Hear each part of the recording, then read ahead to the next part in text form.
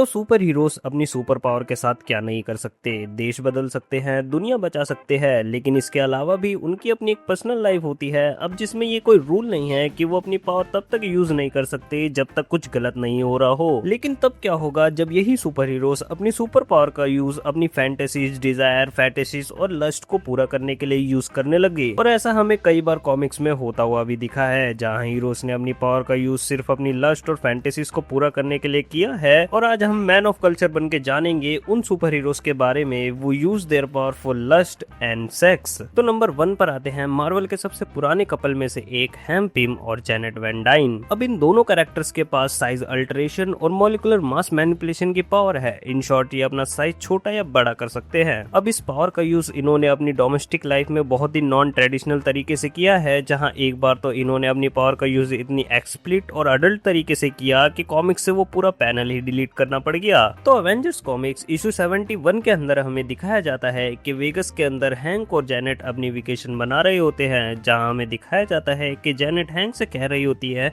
बस करो हैंक, फिर से नहीं। जहां बात करें उस डिलीटेड पैनल की, तो उस पैनल में रिवील किया जाता है कि जेनेट चिल्ला रही होती है। अब मैं वो वर्ड तो नहीं बोलूंगा, ओ यस मोर प्लीज, अपने आप समझ लो और फीलिंग बना लो। जिसके बाद रिवील किया जाता है कि हैंक पिम छोटे होकर जेनेट के ऊपर चढ़कर उससे ये पूछ रहा होता है क्या तुम ठीक हो, अब तुम्हारी बारी है, जहां वो पूरी तरह से भीगा हुआ होता है। अब मुझे तुम्हें ये बताने की तो जरूरत नहीं है कि वो क्यों भीग गया था। क्या मतलब वो सुनामी में डूब गया होगा। जहां ये पैनल इतना एक्सप्लिट और अडल्ट हो गया था कि मार्वल को इसे कॉमिक से ही पूरा डिलीट करना पड़ गया। जहां दूसरे नंबर पर आता है थैनोस का भाई स्टार फॉक्स। मैं बता रहा हूँ पूरा खानदान ही हरामियों से भरा पड़ा है। एक भाई को चुटकी बजाने का शौक था, एक भाई को लौंडिया।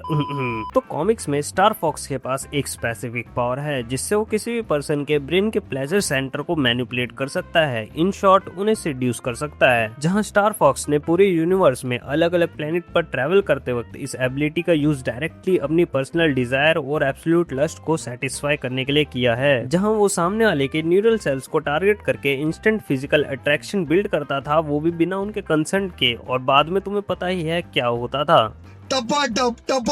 लेकिन उसकी सबसे बुरी बात यह है कि जिसके साथ भी स्टार फॉक्स ऐसा करता था उसे ये सब होने के बाद पता लगता था, और वो सिर्फ यही बोलता था कि मैंने ऐसा क्यों किया, और ये हरामी तो अपने मजे लेकर निकल लेता था। जहां इस अनचेक्ड यूज के चलते उस पर बाद में सीरियस एथिकल और लीगल ट्रायल्स भी चले, जिसके अंदर शी हल्क उसकी लॉयर बनी, यानी वो इस हरामी को डिफेंड कर रही थी। लेकिन वो कहते हैं ना, कुत्ते की पूंछ टेढ़ी की टेढ़ी ही रहती है। ये साला अपनी पावर का यूज शी हल्क पर भी करता है और उसके साथ भी अपनी लस्ट और फिजिकल ड्राइव पूरी करता है। और जब शी हल्क को इसके बारे में पता चलता है तो शी हल्क इसे कुत्ता बना के मारती है। जहां तीसरे नंबर पर आता है नमोर द सबमरीनर। जहां कॉमिक्स में नमोर के पास ना सिर्फ अनमैचेबल अंडर वाटर स्ट्रेंथ है, बल्कि उसकी साइकोलॉजी में एक नेचुरल बायोकेमिकल अट्रैक्शन और रॉ प्रेजेंस है, जो कि फीमेल्स को अपनी तरफ अट्रैक्ट करता है। और कॉमिक्स के अलग अलग रन में नमोर ने इस यूनिक चार्म और फिजिकल एडवांटेज का यूज दूसरे कैरेक्टर्स की पार्टनर को अप्रोच करने के लिए किया है। जहां इसका सबसे फेमस इंसिडेंट 2001 की फैंटास्टिक 4 कॉमिक इशू नंबर 4 में होता है, जब सू स्ट्रॉम इससे मिलने के लिए अटलांटिस जाती है, जहां वो नमोर को अपनी डिजायर बताती है टुवर्ड हिम। लेकिन नमोर उससे कहता है खुदा ने हुस्न दिया है तो क्या मार डालोगी,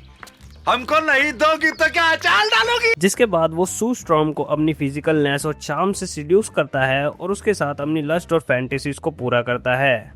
जहां इसका हरामीपन तुम इस बात से जान सकते हो कि ये एक बार सू स्ट्रॉम को ब्लैकमेल करता है, ये कहकर के वो पूरे मैनहट्टन को डुबा देगा अगर सू स्ट्रॉम उसके साथ फिजिकल रिलेशन नहीं बनाती है तो। लेकिन सू उसके साथ फिजिकल तो नहीं होती है, उल्टा वो उसके साथ एक डील करती है कि अगर नमोर ऐसा नहीं करता है तो वो उसे एक पैशनेट किस देगी, वो भी रीड रिचर्ड के सामने। जिसे सुन के नमोर रुक जाता है और सू स्ट्रॉम अपनी डील पूरी करती है, feeling sad for read Richard.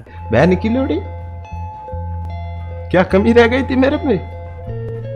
जहां 4th नंबर आती है लॉन्डियाओं की नेता मिस्टिक। मिस्टिक मार्वल यूनिवर्स की सबसे एफिशिएंट म्यूटेंट है, जिसके पास फ्लॉलेस सेलुलर शेप शिफ्टिंग की एबिलिटी है, जिससे वो किसी भी इंसान का लुक और बॉडी स्ट्रक्चर एग्जैक्ट कॉपी कर सकती है। लेकिन इसने अपनी पावर का यूज सिर्फ एस्पियोनाज के लिए नहीं किया है, बल्कि अपनी पर्सनल फिजिकल ग्रेटिफिकेशन के लिए भी किया है। जैसे एक्समैन कॉमिक्स में एक बार ये एक नॉर्मल फीमेल में ट्रांसफॉर्म होकर एक जर्मन नोबल बैरन क्रिस्टीन वैगनर से शादी कर लेती है, लेकिन क्रिस्टीन एक बहुत ही बेकार और अनफुलफिलिंग सेक्सुअल पार्टनर निकलता है। इसीलिए मिस्टिक अपनी सेक्सुअल डिजायर और लस्ट को पूरा करने के लिए अपनी शेप शिफ्टिंग एबिलिटी का यूज करती है, जहां वो अपने पति को बिना पता चले दूसरे मर्दों के साथ सीक्रेट सेक्सुअल अफेयर करती है और अपनी फैंटेसीज और लस्ट और सेक्स ड्राइव को पूरा किया करती है। लेकिन इसका सबसे इनफेमस किस्सा X Men blue origin issue number 1 में आता है, जहां ये अपनी एक्सटर्नल अपीयरेंस और ब्यूटी के अलावा अपनी एडवांस जेन शेप शिफ्टिंग का यूज करके एक मैन में ट्रांसफॉर्म हो जाती है और डेस्टिनी नाम की एक दूसरी सुपर हीरो जो कि नाइट क्रॉलर की माँ है, उसके साथ एक एनकाउंटर में मिस्टिक उसके साथ इंटीमेट हो जाती है और उसके साथ फिजिकल रिलेशन बना लेती है, जिसके बाद डेस्टिनी प्रेग्नेंट भी हो जाती है, जिसके बाद मिस्टिक नाइट क्रॉलर की बायोलॉजिकल फादर बन जाती है। फिर बोलते हैं पति मारता है।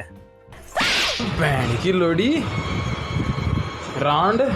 जिसके बाद नंबर 5 पर आती है स्टेसी एक्स, जिसे 2001 में अनस्कैनी एक्समैन कॉमिक्स के अंदर इंट्रोड्यूस किया गया था, जहां इसकी पावर ये है कि अपने क्लाइंट्स को बिना फिजिकली पेनिट्रेट किए सिर्फ अपने टच से उनके म्यूटेंट फेरोमोन्स के इस्तेमाल से माइंड मेल्टिंग और एक्सट्रीम सेक्सुअल सेटिस्फेक्शन दे सकती है। और जब ये एक एक्समैन ऑफिशियल मेंबर भी थी, इसने अपना साइड वर्क नहीं छोड़ा और वो एज अ सेक्स वर्कर काम करती रही, जहाँ इसने अपनी पावर का यूज कई एक्समैन कैरेक्टर को मजे देने के लिए भी किया है। जहां इसका सबसे फेमस इंसिडेंट तब हुआ जब ये एक्समैन टीम लीव कर रही थी, लेकिन अपने क्रश आर्च एंजल के लिए एक्समैन छोड़ने से पहले स्टेसी एक बहुत ही एक्सप्लिट और सिडक्टिव वीडियो टेप छोड़कर जाती है, जहां उस टेप में वो नेकेड रोप स्किपिंग कर रही होती है और अपने फेरोमोन हैवी ऑरा का यूज करके आर्क एंजल को एक आखिरी बार रैंसमली टीज और सीड्यूस करती है। जहां 6 नंबर पर आती है डीसी कॉमिक्स की एक प्रोमिनेंट कैरेक्टर स्टारफायर। तो टेमेरेनियन साइकोलॉजी के मुताबिक स्टारफायर के पास ओमनीलिंगुअलिज्म की एबिलिटी है, यानी वो किसी भी प्लेनेट की स्पीसीज की लैंग्वेज इंस्टेंटली सीख सकती है। लेकिन ऐसा करने के लिए उसे अपने सामने वाले पर्सन के साथ फिजिकल टच या फिर डायरेक्टली लिप टू लिप किस करना पड़ता है। और इसने कॉमिक्स में ऐसा कई बार किया भी है, जहां ये मेल कैरेक्टर से मिलते ही या तो उन्हें डायरेक्टली किस कर लिया करती थी या फिर उनसे इंटीमेट कॉन्टेक्ट बनाया करती थी ताकि लैंग्वेज डाटा ट्रांसफर हो सके। जहां red hood and the outlay issue number 1 के अंदर वो रेड हार्पर को डायरेक्टली फिजिकल होने के लिए प्रपोज करती है और उसके साथ फिजिकली इन्वॉल्व होती है, जिसके बाद वो काफी चिल होकर बीच पर बिना कपड़ों के घूमती है और जेसन टॉड के साथ भी वो फिजिकल सेक्सुअल रिलेशनशिप बनाती है बिना किसी इमोशनल अटैचमेंट के, सिर्फ प्योर फिजिकल लस्ट और प्लेजर के लिए। इन दी एंड सुपर हीरो सिर्फ दुनिया बचाने के लिए नहीं होते, उनकी भी अपनी एक पर्सनल लाइफ होती है जिसमें अपनी पावर्स का यूज वो थोड़ा मजे लेने के लिए कर ले तो क्या ही फर्क पड़ता है, जब तक वो किसी को हर्ट ना करे। खैर, अगर आपको भी ऐसे कैरेक्टर्स के बारे में पता है जिन्होंने अपनी पावर का यूज लस्ट, थरक, फिजिकल प्लेजर के लिए किया है तो मुझे उनके बारे में कमेंट में जरूर बताना। सबको लपेटा जाएगा लेकिन टाइम आने पर। ये वीडियो देखकर खुशी मिली या फिर अच्छा लगा तो वीडियो को हाइप और लाइक जरूर कर देना, और ऐसी ही वीडियोस और देखनी है तो चैनल को सब्सक्राइब जरूर कर लेना। मिलते हैं अगली वीडियो में।